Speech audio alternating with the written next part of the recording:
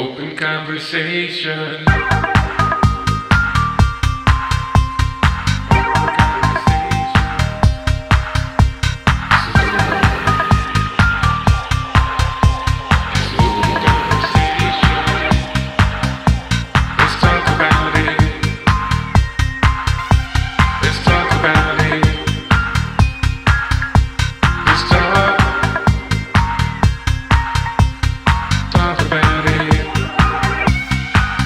Welcome to Open Conversation, a different type of talk show where you, the viewer, get to be a part of our show simply by emailing, Facebooking, texting in your comments. The stuff is going across the screen where you can do that. We encourage you to be a part of the show. We're sitting out here in a gorgeous day on East River Drive, where, of course, I'm overdressed. Everybody else is nice and relaxed. Didn't get the memo, but that's okay. Today we're going to talk about anger. What drives your anger? How can we help solve and keep you from having so much built up anger? We have my man Maurice here with us today, and the quiet but feisty one, Melissa. Hello. We also have a special guest, my niece, Kiera. Say hello. Hi. So, we're going to jump right in and talk about anger. So, I'm going to start with you, Kiera. You grew up being really angry. You had anger problems in school and things of that nature. Can you tell our viewers why you had so much built up anger?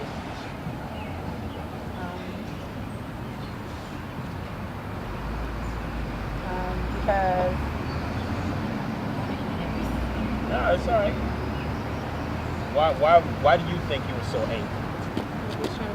I mean, because my dad wasn't around and my mom's situation wasn't easy, but And that had you, or had you feeling really angry towards the world yeah, sometimes? And how do you feel now that you are a more mature person? You know, I have a little cute baby here to care for. You still have that same built up anger? no. No? What has made you change? My daughter. Your daughter? That's good. So having a baby has encouraged Kiera to change and stop having all that built up anger. We welcome the ducks on the set. Now we got ducks. They're geese. Geese, whatever. Melissa, can you read the definition of anger for us, please? Sure. The definition of anger is a strong feeling of displeasure or hostility. Wow. That's interesting. Maurice, what would you say about anger? Have you experienced anger like road rage, anger in our teens, things of this nature? What's your take on this? I definitely have, but like right now what's making me angry is the fact of this new school budget that's supposed to be implemented come September, where half of, if not 3/4 of the vice principals, school nurses, security guards, and other administrators are losing their jobs, and they're taking away all of the after-school sports programs. There'll be no more after-school programs for the grade schoolers, and if they don't have anything to do with their time, then what are they supposed to do constructively with their time? Right. You know, so if they don't have something constructive to do, what's next? The crime rate is going to go up. That's what I was getting ready to ask you. So you think now with not being able to have these after-school programs, not being able to play football, baseball, basketball, golf, volleyball, dancing, whatever, that there'll be more on the street to run rapid. The crime rate is Exactly, gonna because go they don't up. even have the recreation centers to go to play basketball to work out all that extra energy they have. Right. You know, so I mean, you can't go to the recreation center, you can't play sports in school. They're closing down all the libraries that were still open. So I mean, where else are they supposed to go? Right. Yeah, I think we're turning into a real state of sad affairs because I think the kids now are just going to be really running rampant. It's crazy. Teen pregnancy is probably going to go up. The crime rate definitely is going to go up. So what are we going to do? Do you think there's any type of solutions, Melissa? I have no idea. No idea. Neither do I. What about you, Reese? Me myself, I think they need to restructure some of the contracts that these politicians, so-called politicians, have, Yeah. or something. Whereas though, you know, like I remember back in the day when we were in school, I believe Constance Clayton was making what, maybe $50,000 a year as the superintendent of schools. Now they Right. bring in this guy from Maryland or wherever they got him from, and what's he making, like 200,000 a year? Wow. I mean, really? that's crazy. I believe that's what I heard in the news, Okay. or at least that's what they brought him here for. I don't know if it was for the duration of his contract, or if that's what he's getting per year. But Okay. I know he's getting a couple $100,000 to be here as the superintendent. Wow. And see, So- that's my thing too. If these people who are making these rules and making these decisions, or based upon our kids and their education, if they would take cutbacks on the salaries that they make, Right. maybe then we could still have these programs in our schools. But they damn sure aren't thinking about that. All they're thinking about is what's going in their pocket, not what's going to happen to these kids, to the school system and things of that nature. They can actually care less. Right, because it doesn't affect them until it affects them. Right. You know, exactly. until it comes to their front door, it's not going to be an issue. Right. But when they got John, who was the star linebacker for Overbrook High, come kicking in their door, then you know it's not an issue for them. Right. But you know, as long as it don't come to their front door, or that, you know, one of these guys don't impregnate their daughter because they have all this idle time that's going to waste, you know, it's not really going to be an issue for them because it don't affect them. Right. Kiera, you being the youngest one among us here and still being somewhat in that team set, what do you think could help the youth with all these little cutbacks that they're making? What do you think could make a difference to help these people not be as angry? I mean, I think it starts from home. If they can't have after school programs and stuff, I mean, the parents need to step up and spend time with them or encourage them to do something positive. Okay, that's good. That would be a start. It does start at home. The more influence that a parent has over their child's life, the more active a parent is in their child's life, could kind of subdue some of that anger that child has. If you know where your child is and you can kind of curb what they're doing out in the streets, you know, maybe we wouldn't have so many angry teens. What about what do they call it when you're driving? Road rage. That's another form of anger. Right. A lot of people get killed over road rage. Really? Yeah. Did you want to watch the news? I don't. I really don't. I have a good friend of mine who works with me. I'm not going to mention his name, but he was involved in an incident on road rage where this guy thought he cut him off. This guy followed him home, and when he got out of his car to go into his house, the guy jumped out of his car and shot my man several times. He didn't kill him, but he shot him several times. You know what I mean? Over a simple, I thought you cut me off type thing. You know what I mean? And I've known of other incidents where people have actually been killed. Right. You know, so road rage is a real big problem. You have a lot of people who get angry on the road, think you cut them off or you driving too slow, things of this nature. So it's another big thing that's like really taking over now. You know what I mean? And that's just another form of anger. I think everybody gets angry about things. I think it's all on how you handle that feeling. How do you handle your anger? Well, I never get angry. Oh, come on. Here we go. You never get angry. Never. Oh, So you want to tell me your fiance never pisses you off? Of course. Okay, so you get angry. I'm just smacking around. I'm kidding. Okay. I don't know. I mean, everybody deals with them in their own way. Like, Right. if you have to, take a time out, step back. Some people go get guns and shoot people. There's so many True. killings and stuff like that. Right. So I think it's just all on how people handle their anger. Yeah, it Because is. a simple thing like somebody cutting in line at the grocery store can make someone angry, but there's only going to be that one person that wants to punch them in the face. Right. You know? True. Other people would just brush it off. Yeah. I mean, I've known of other incidents where even family members get so upset with each other that they pull out guns and start shooting at each other. You know what I mean? Which to me is really ridiculous. Like, how can you take the life of your own family member. I had another situation where two good friends of mine, brothers, one brother killed the other one over a stupid argument in the house. I don't know what they were arguing over, but it was a stupid argument in the house. And he ended up killing his own brother, which he regrets now. But once it's done, you can't take it back. Yeah, I mean, one thing that I always see, parents killing their own children.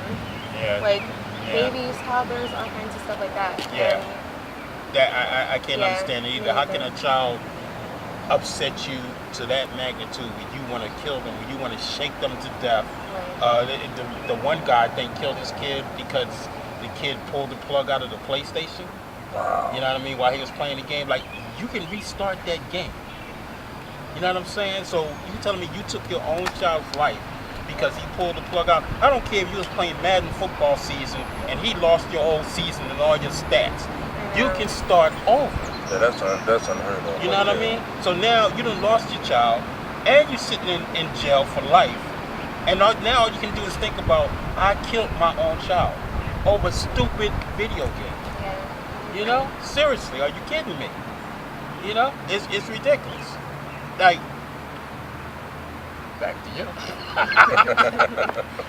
How are you going to handle being a new mother when, let's say, your baby is just crying and won't stop, and you're just exhausted? I want to lay down and go to sleep, but she's crying and she wants to be held, and she's not taking the pacifier, she's not taking the bottle. How are you going to handle that? I mean, I handle it now. She does that now. So I have to do what I have to do. Right. If she wants to stay up, I have to stay up. It's just part of being a mom. Right. I mean, I really don't get frustrated with my daughter. No. I might get irritated, but it's not, I get over it in a second. Okay. That's good to know. Well, we're going to take a commercial break, and we'll be right back after this. Open conversation.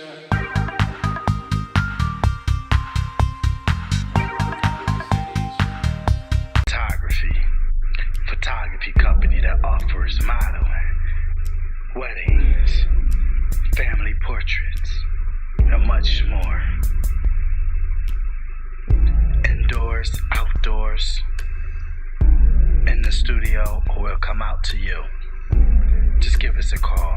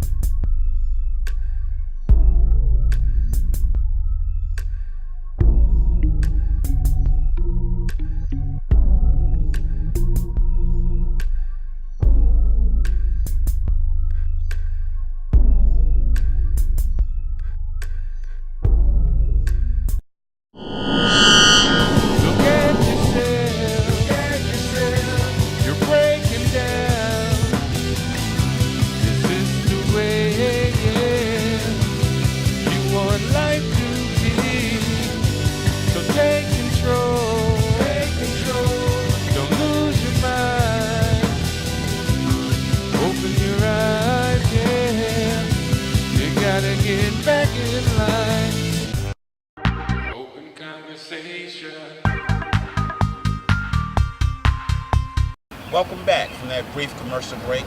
Again, we're open conversation. We're sitting here on East River Drive on this gorgeous day, and I'm burning up, but you can't tell.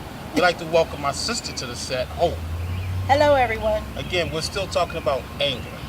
How does it set you off? Hope, how would you like to bring to this? What would you like to bring to this conversation on anger? On anger? Well, there are a few things that make me angry. I mean, living in Philadelphia at this time kind of makes me angry when I think of everything that my family has lost in this city.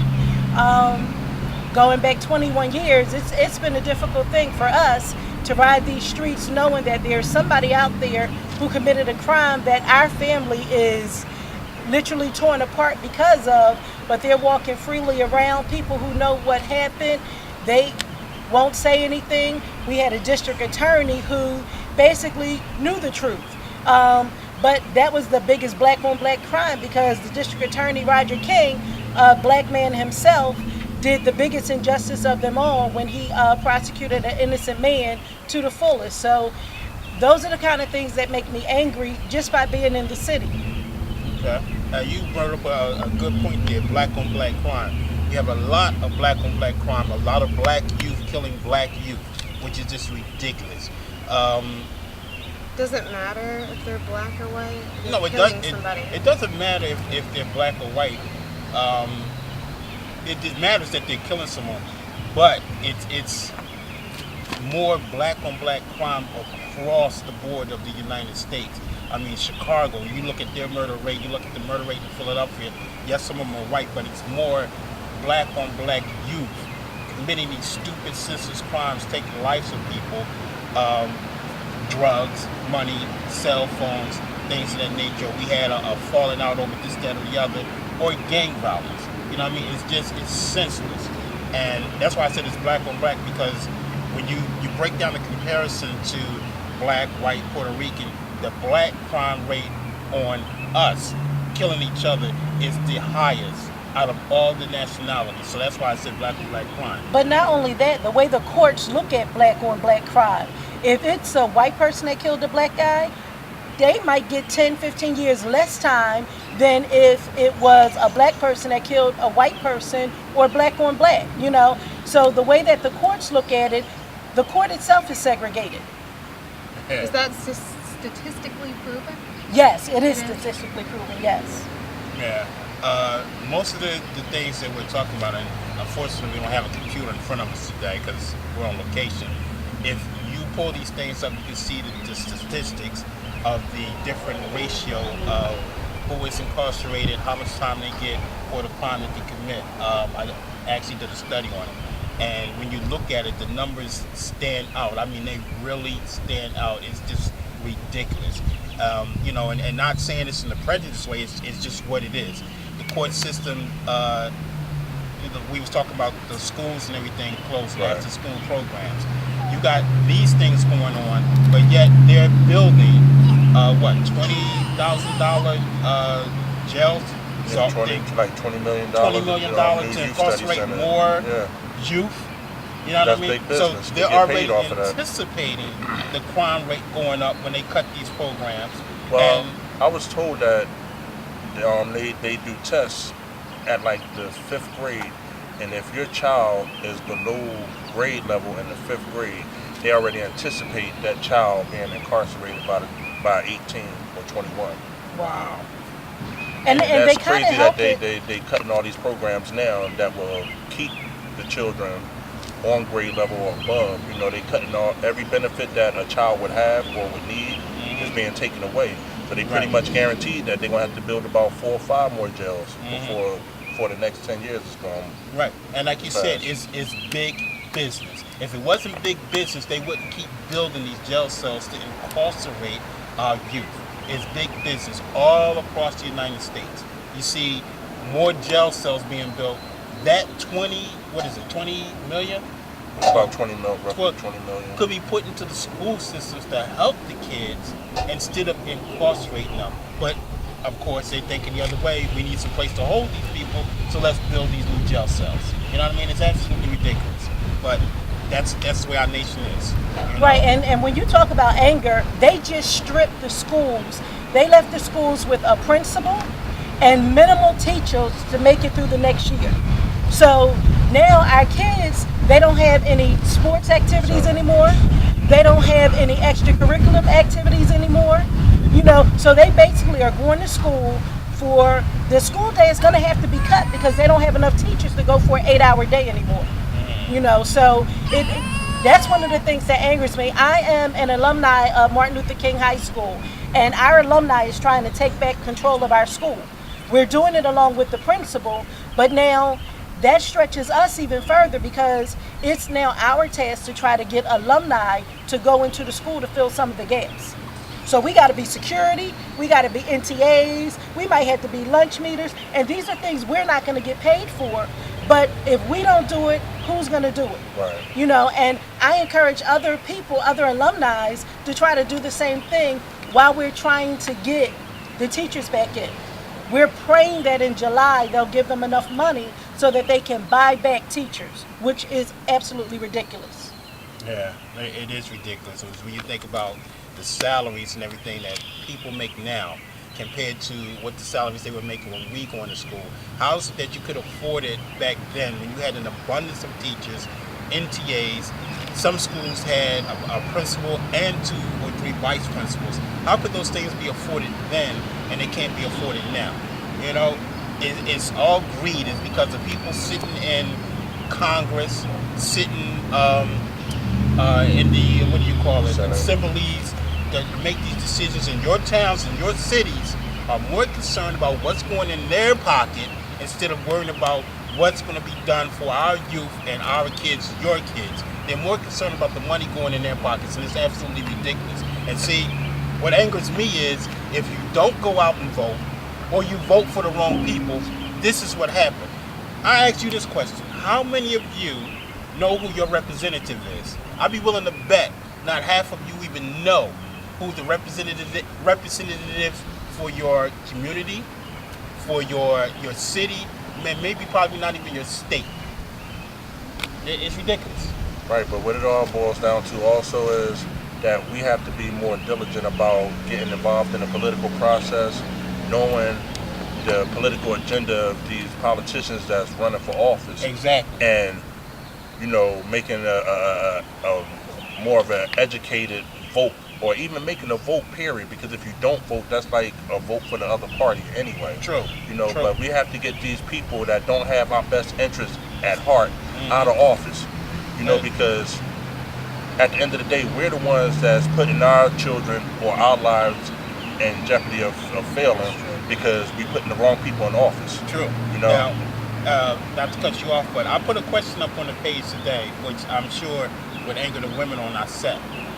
I read earlier where the Republican committee in the House passed a bill, or not a bill, put together a ban against abortion for women who have been raped or who have been victims of incest. And what they did is this guy who was cheering it on, Frank Trent, said that the evidence that he looked at was not overwhelming enough for them to not overturn this. So now, if you're a woman that is raped or a victim of incest and you become pregnant and you want to have an abortion, they have a ban on that. This is what the men Republicans just passed this week. And you know, the thing about it is, a lot of women don't report it because it's like getting raped twice. You report it, they don't believe it, they want to look into your background, they want to make you feel like you are the cause of why you were raped. So a lot of times they're not going to have the right numbers to say how many people might have gotten pregnant because of a rape or something like that.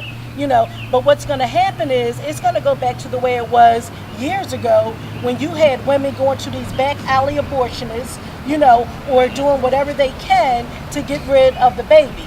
But they want to put that ban in place. But at the same time this week, they have to think about this morning after pill that our kids can get a hold of. Yeah. So my question is, who's going to be responsible if my child comes home and they are deathly ill because of a pill that they took, Exactly. that you allowed them to take? You don't have any doctor's records to know if they have something else going on in their body that can trigger that pill.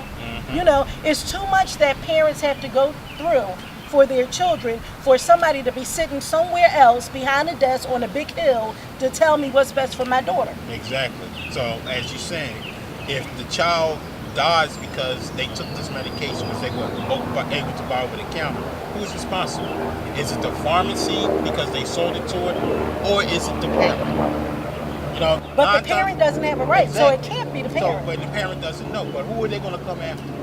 But there's no way, I mean, when you're specifically speaking of the morning after pill, there's no way that you can go through all of that stuff. It's like an immediate thing that needs to be done in order to prevent pregnancy. How can you go have a doctor visit and get a prescription and go get something like that?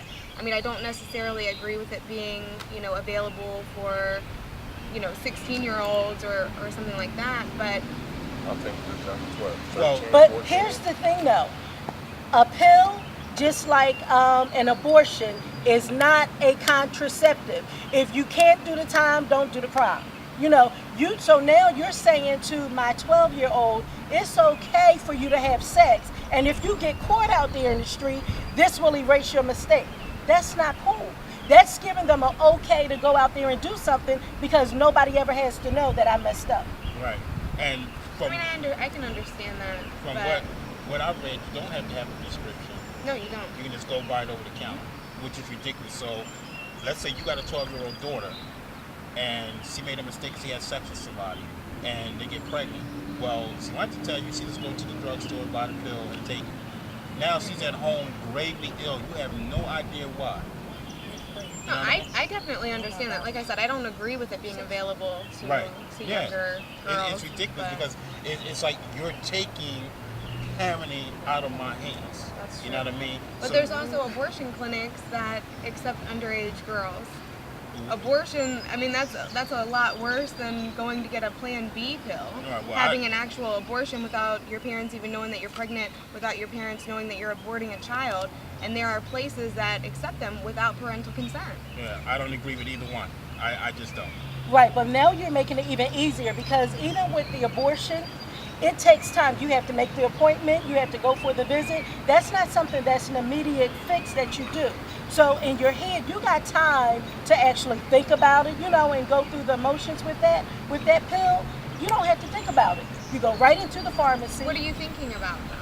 I mean, you're not actually pregnant. This is preventing a pregnancy, so you don't have to think about, oh, Exactly. I'm pregnant, what am I going to do, da-da-da-da-da. So then my question It's becomes, prevention. when you have those people out there that are promiscuous and they're out there and they're having sex on the regular, this pill is easily available. So how many of them can you take before you wreck your body?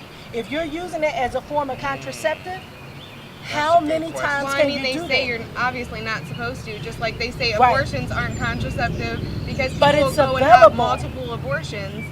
I mean, there's no way that you're going to get around it. I mean, like I said, I don't agree with it being available to younger women, or girls even. They're not even women yet. I don't agree with that. Right. But I don't think that there's any way that they're going to, I mean, that would be like making abortion illegal. I mean, do you think that that's ever going to happen? Illegal? Like across the... They're trying, but my real concern is that these kids they can't even form full thoughts yet. They have no idea what the act of sex is itself. And then you have this pill that they can just get so easily. I understand, but with the abortion, you go in, they have a counselor in there that talks to the kids. I don't know what they're asking them, because they really can't comprehend a whole lot, but they actually are sitting down with somebody. When you go to that pharmacy, you picking up that pill, the pharmacist ain't asking no questions. Right. I understand. You're just gonna do that. Kira, how do you feel about that? Zanaya will be growing up and she can just walk in, she ain't gotta say mom nothing. She's just gonna pick up this pill and keep it moving. How would you feel if you go into her room and all of a sudden she's laying there, she's sick, you have no idea what's wrong, you don't know what to tell the doctor? I mean, like how old is she then? At least 12.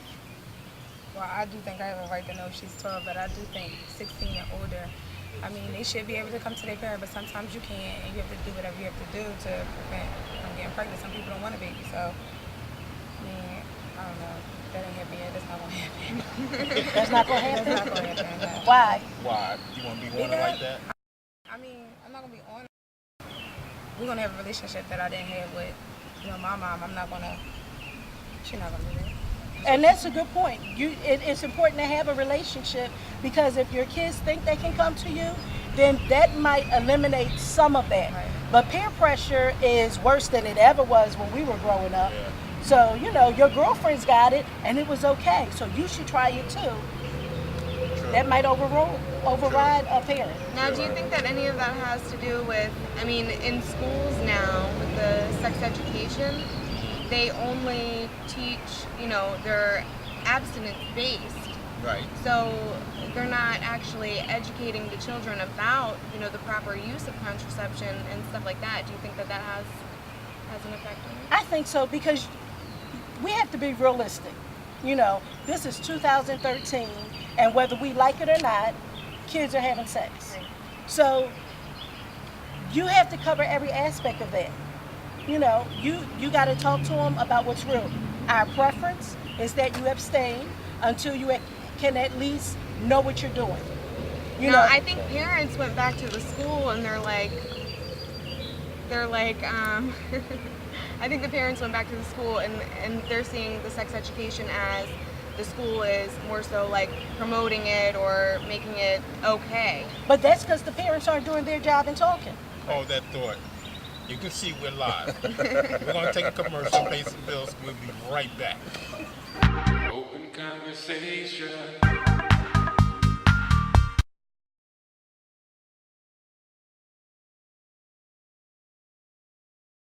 Sador photography company that offers modeling, weddings, family portraits, and much more. Indoors, outdoors, in the studio, or we'll come out to you. Just give us a call.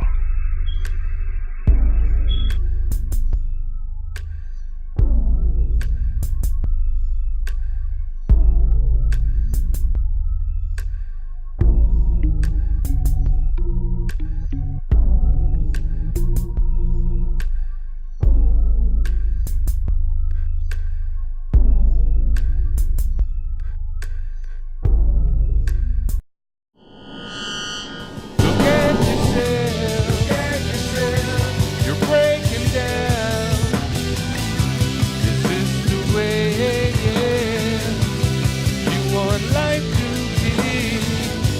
So take control, don't lose your mind. Open your eyes, yeah, you gotta get back in line. Open conversation. And we're back, and we're speaking on anger. And Tony, what makes you angry?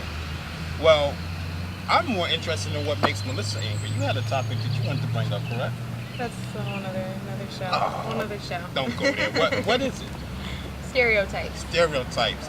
Stereotypes make Melissa upset. A lot of us do it. We do it every single day. Stereotyping people. But as she said, it's another topic for another show because she doesn't want to jump into it. However, just to get our viewers interested and give them food for thought, exactly what type of stereotypes is it that like really gets your All of them. tears firing? I mean, it's all of them. Anything in particular that digs any deeper than others? I mean, of course, race. I mean, there's sexism, racism, all kinds of stuff. I mean, there's pretty much stereotypes about every single thing. Yeah, it is. It is, seriously. You know, no pun intended, but it is. Every single day, you can stereotype someone because of the way they look, the way they dress, the way they're acting. You know what I mean? It's not always based on race or sex. It's all kind of different things. The way they wear their hair. You know what I mean? So I'm really looking forward to that topic because I'm sure you're going to really be speaking on it, right? Maybe. Yeah. We shall see. But one of the things that upsets me when kids are involved is most of the time, dads are the last to know what the hell is going on. You know what I mean? Then once you involve us, once you tell us, then you want us to fix it. And I just don't get that. Why couldn't I be in on it from the beginning? I don't know. I honestly had a better relationship or a closer relationship with my dad for the majority of my life. Really? So you would talk more to your dad than your mom? About certain things, yeah. I Okay. mean, I guess it all depends, but yeah, for the most part, I was closer with my dad. Mm-hmm. Well, Kiera brought up a good point where she said she's going to be very active in her child's life and have a different type of relationship with her child because she didn't necessarily like the relationship that she had with her mother. She's not saying that she doesn't love her mother, but she was just saying that her relationship with her mother was somewhat difficult, correct? Yeah. Why do you think it was so difficult? With my mom? Yeah. I mean, we just never kind of understood each other. I don't know what to say because I don't want to watch this. We're talking. She can't get mad. She can't get mad. And Helen, if you get mad, get over it. The truth is the It's a talk truth. show. We just never got along, but I wasn't really close with my mom or my dad. I was closer with my godmom. Like, it's a relationship is different. I mean, it don't necessarily have to be a dad. It's whoever involved with the child. Like, the child, whoever the child was comfortable with. Like, I was comfortable with somebody that lives in Kansas, so it's not, she doesn't have to be, like, physically here. Just she was there for me, so I tell her everything. I mean, my dad doesn't know if anything. My dad knows because y'all for Pam, not because of me. Right. And Helen doesn't know anything. So. But the thing I like, You call her Helen and not Mom? I call her whatever you want to call her. okay. But the thing about it that you have to admit, your dad, for where he is, has been an excellent dad. Oh, yeah, he's a great dad. He does more from where he is than somebody who sees their child every day. Yeah. And that always amazed me, that he takes out the time. He gets on your nerves because he asks you too many questions because he's really serious about being a dad. Yeah. I mean, but he's a good dad. I'm not saying he's a bad dad. I'm just closer with my godmom, that's all. All right, we understand that. All right, cool. So, any closing thoughts on this topic of anger? I mean, there's so many different ways I could go with this. You Yeah. know what I mean, it's just crazy. Like, I mean, we started out with the school system. Right. You know, the housing market, people losing their houses because of foreclosure, because some fat cats rather line their pockets than to, you know, ease the burden on the homeowners who lost their jobs, who may be on a fixed limited income, who just may be in a bad space in their life right now that could, you know, use the help to, you know, just ease that burden of debt on them a little bit, you know. Right. But no, they rather, you know, widen their pockets. Yeah, I think we as a society have lost the thing called care. Like, no one seems to care about their neighbors, care about the guy who's hurting or the little person. The person who has that power or the person who's in charge, as you said, the homeowner thing. The person who you're renting from or you're paying your mortgage to the banks or whoever, he care less. Right. You can't afford to pay it even though we raised it. Okay, so we just gonna foreclose on you and throw you out in the street. They can care less. Everyone seems heartless now. You know what I mean? It's all about how much money I can make off of you. Right. You know what I mean? No one seems to care about anything but themselves now. And it's real sad. It's a real sad state of affairs right about now. You know, it's just real sad. Melissa, what do you think? Anger. I think there's a lot of things to be angry about. I mean, everybody takes things differently. It's all on how you handle it. Right. Okay. What about you, Kiara? I mean, anger is just emotion. Everybody gets angry from different things, so just gotta handle it a certain way. Yeah. Paul? I think with anger is one of those things that forces us to do different things. So if you get angry, you're angry about your job, okay, find out what it is that you can do and become an entrepreneur. You know, it'll force you to do something. If you're angry about where you're living, you can change that. You can go out and make a difference in your community, or you can move. You know, you angry about our politicians, so you go in and vote, or you find out somebody who you think can do the job better and help to get that man in the office or that woman in the office. Let your anger motivate you to do something positive. Yeah, but see now, what if you can't afford to move because you're so locked in and all your money has been tied into that house that you're getting ready to get kicked out of? Then it's your responsibility to go out and get with your neighbors and see what you can do in your community. I mean, there's always something you can do. Take if steps towards change. Exactly. And if you let somebody see positive in you, you know, you let yourself be that person who will motivate somebody else to do it. If your neighborhood is junky and is dirty or whatever, then how about on a nice Saturday like today, you get your broom and you start sweeping up. Maybe some of your neighbors will join you in doing that. If you take pride in where you live, you might be able to force somebody else to take pride as well. Okay, but you're taking the pride, and maybe the next door neighbor will, maybe the neighbor across the street will, but then here come those kids who don't have the after school programs and all of this good stuff, throwing a chicken box on your ground. I don't want to advertise anybody. A chicken box on the ground or a can of soda And that's when you or whatever. So they just dirtying up the neighborhood all over again after you just cleaned it. Okay, so then it's a few things you do. Yeah. You go first, you go to the parent. And if their parent is as trifling as they are, then what you can do, kids don't respond to negativity like that. They'll respond back to you the same way. But if you try to motivate them or you try to be positive, have a conversation with them. You will be surprised. No pun intended, but my cousins, I remember when they were growing up and we lived next door to each other. And together, Kenny and Khalil were Kenny and Keon were hell on wheels. But if you separated the two of them and talked to them and dealt with them one-on-one, they were totally different kids. And if you take the time out to deal with them where they at, you know, and show them that you're not just beating them down, that you actually care, they might just turn around and be that person that you want them to be. It's all about what you invest in them and what you try to get back to them. Okay.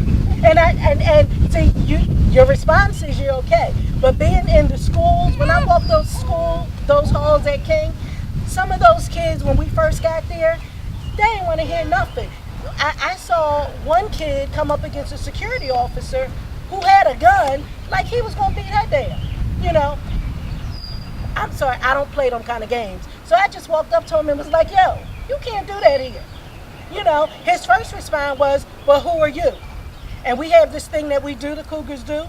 Whose house? This our house. This ain't none of y'all house. Y'all buying space for 4 years while you come here. The principal is just here. This is still our house. So we have to maintain control. When you actually spend the time and try to say something positive to them, they can turn around. I've seen it happen. At King? At King. Yeah, okay. There you have it. I might have to take a visit there and see this for myself. Please come. Yeah, I am going to, because I just don't believe it. Because my thing is, you respond negative to me, okay, then we might as well get down and dirty with it and let's go. Because if I'm out there cleaning up and you come and leave your chicken box and your can of soda, I'm going to haul it right back at you. That's what I'm going to do. So Well, the first approach is to try to be... That's my first approach. Approach. Right, and that's your anger. Yeah, See? yeah. So the first approach, I'm going to try to talk to you. I'm going to try to meet you where you are. I'm going to try to talk to your parent so we can have something positive, because Well, change see, is not going to just be with The you. parent ain't going to want to hear it. They're going to shut the door in your face and be like, you had the audacity to knock on my door? They That's tell me okay. some bullcrap like this? But they got to come out. So the next time that they throw them chicken bones and those boxes, get your broom and sweep it right in front of their door. I'm going to get my broom and my little dustpan, sweep it up, throw it right on your porch. Well, that's what I'm That's- saying. yeah, So yeah. if you don't think your child should be reprimanded for what he's doing out here in the street after we take the time to do it, then you take the time to clean it back up off your porch, And because that's where it is. you know, once you throw it on the porch, they're going to want to fight. So I'll be ready. I'll be ready. You know, I'm going to put my sneaks on and I'm going to be ready. We're going to get it in. That's the wonderful thing about technology. People video everything. So you're out there, you cleaning up, you videoing. They throwing chicken bones, you videoing. You sweeping it up and putting it on their porch, you videoing. They come out, want to fight, you videoing. I'm presenting all of that to the police. Y'all see exactly what happened here. Yeah, let's just hope we don't get no crooked cops. You know what I mean? Somebody's going to be on their side. And there's more anger. I'm angry with the cops, detectives, whatever you want to call yourself. Yeah, I'm angry because a bunch of y'all are crooks. You're corrupt. You're doing things out here in the streets that you shouldn't be doing. You know what I mean? Locking up innocent people, giving innocent people tickets when you was parked there too. How you going to give me a ticket? And you was parked there. I mean, really? You want to pull somebody over because one of their headlights is out? One of your headlights is out on the cop car. Right. How you gonna give me a ticket? Is you kidding me? Like, seriously. Just get a grip with this. You know what I mean? Seriously. Take the gun belt off, lay it to the side, and we can do this. Seriously. Yeah, that's all I'm Not all saying. the cops are crooked though. No, I mean, no, we but it's have a some majority. friends that are cops. Shout out to Jack Kenner. Yeah, well, when they got the uniform on, don't even talk to me. On that note. Don't even talk to me. And you can see why anger is such a heavy topic, because everything can cause anger. It doesn't matter what it is. It can be the simplest thing and now we're angry. Yeah, pretty much. Pretty much. Like, yeah, I'm angry about this sun. But we're going to wrap this up. This has been another open conversation. Hopefully, in the next segment, I'll get a memo and I won't be overdressed.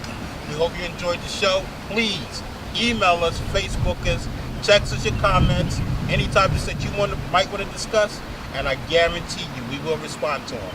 Thanks for tuning in. Peace. Can you unloosen the tie or unbutton the shirt or something? You won't be so loud. Open conversation.